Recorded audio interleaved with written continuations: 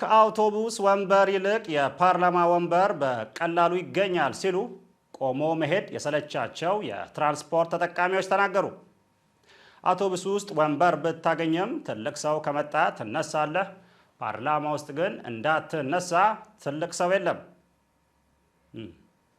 አንዳንድ ትልቅ ሰዎች እንደተሳፈሩ ቢታመንም በሹፌሩ የአነዳድ ችግር ከወንበራቸው ወድቀዋል። በዚህም ስለ አነዳዳቸው አስተያየት ለመስጠት የተሞከረ ሲሆን ከፊት ለፊት እንደሚታየው ሹፌሩን ማነጋገር የተከለከለ ነው። እኔ በአሁኑ በዓል ደም የሚባል አልፈለኩም። ደም የሚባል በቃ ጭራሽ እኔ ቢላ ማነሳው ለድፎ ነው እያልኩ ነበር። ድፎዬን በላው ድፍት ብዬ ነው የተኛሁት። እንዴነሽና ጠላው ጠላ መሰለ እንዴ? አልቻልኩትም። ለጥ ግን ቤት በኩል ታስተኛለች ባለቤቴ እቺ ነቀርሳ እየመጣች ጭቅጭቋስ ማን ይቻለው? በበዓል ቀን እንዴት ተኛለህ? ደም ሳይፈስበት ቤቱ እንዴት በዓል ይመስላል? እንዴት ነው ነገሮች? ሴትዮ ሰርኗን ብዬ በገዛ ደማ በዓሉን ታክብረው እንደዛው ላሰብኩኝ። ጭቅጭቋ በቃ ደም ይፍሰስልኝ፣ ደም ካልፈሰሰ ሞቼ እገኛለሁ። እቺ ሴትዮ እኔ እንደው በዓል በመጣ ቁጥር በነጀስ ለእሷ በዓል በመጣ ቁጥር በሬ ስትለኝ ለበሬ ስሮጥ፣ ዶሮ ስትለኝ ለዶሮ ስሮጥ። እኔ ይኸውልህ እሷን ከገባው በኋላ በጎኘ ነው የቀረሁት። በቃ በጣም ነው የተቸገርኩት። ግን ይሁን አልኩኝ። ብቻ እንደው ይገርመኛል እኮ አንዳንዴ እንደው የኔ ትዳር እንደው ወጣው ከብት ፍለጋ ዞርኩኝ መጨረሻ ላይ ምን የመሰለ ከብት አገኘሁ።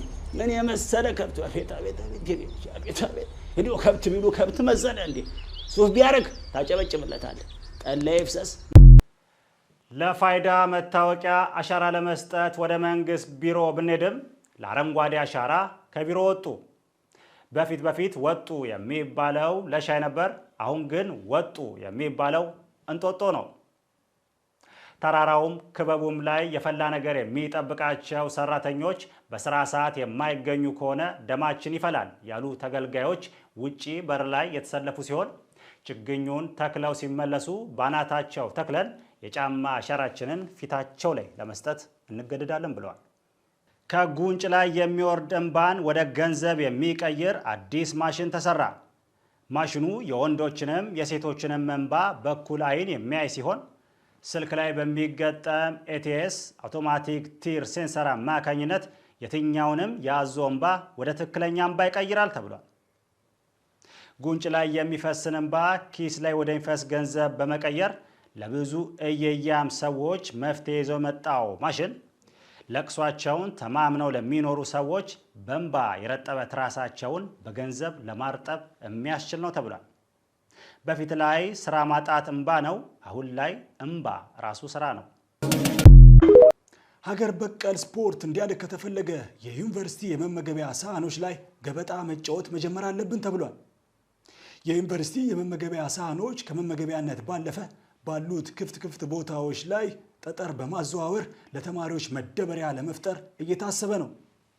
በዚህም የመጫወቻ ድንጋዩንም ለማግኘት በየሳህናቸው ምስር ይጨለፋል። ሽጉጥ ተኮሳሉ ጎረምሳው ሰርግ ላይ አሞራ ገደለ ወደቀ ከሰማይ።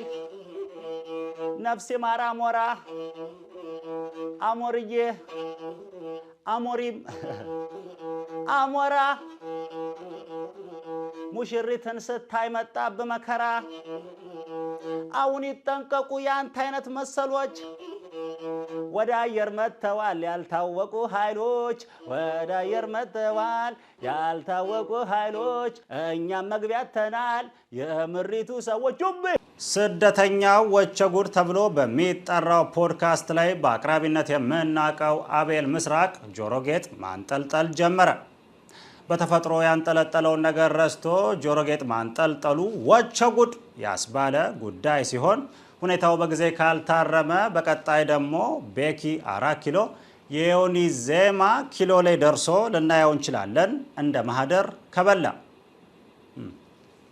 የኢትዮጵያ አየር መንገድ ይሰራ የነበረው አቤል ምስራቅ ሎቲ ማንጠልጠልና ጸጉር ማሳደግ እንከለከል ነበር ብሎ ተቃውሞን ያሰማ ሲሆን ከንግግሩ እንደተረዳ ነው አቤል ምስራቅ መሆን የፈለገው ግራውንድ ቴክኒሽያን ሳይሆን ሆስተስ ነው።